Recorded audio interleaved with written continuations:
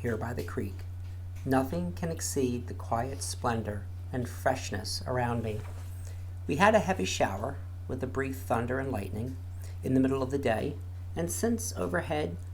one of those not uncommon yet indescribable skies in quality, not details or forms, of limpid blue, with rolling silver fringed clouds,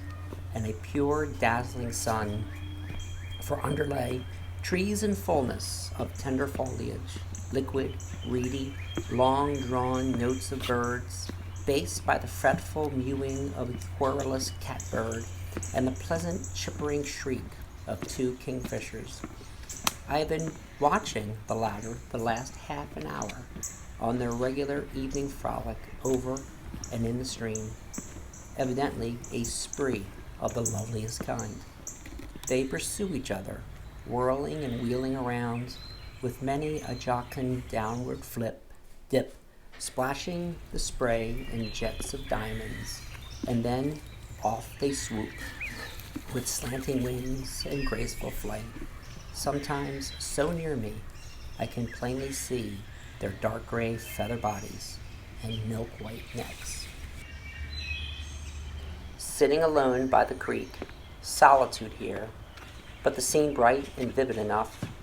the sun shining, and quite a fresh wind blowing, some heavy showers last night, the grass and trees looking their best, the clair obscure of different greens, shadows, half-shadows, and the dappling glimpses of the water, through recesses, the wild flageolet note of quail nearby, and the just heard fretting of some hylas down there in the pond, crows calling in the distance, a drove of young hogs rooting in soft ground near the oak under which I sit. Some come sniffing near me, and then scamper away with grunts, and still the clear notes of the quail, the quiver of leaf shadows over the paper as I write, the sky aloft with white clouds, and the sun well declining to the west, the swift darting of many sand swallows coming and going, their holes in a neighboring marl bank, the odor of the cedar and oak, so palpable as evening approaches, perfume, color, the bronze and gold of nearly ripened wheat, clover fields with honey scent, the well-up maize with long and rustling leaves, the great patches of thriving potatoes, dusty green, flecked all over with white blossoms, the old warty venerable oak above me, and ever, mixed with the dual notes of the quail, the soughing of the wind through some nearby pines. As I rise for return, I linger long to a delicious song epilogue.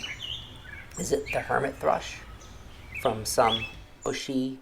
recess off there in the swamp, repeated leisurely and pensively over and over again? This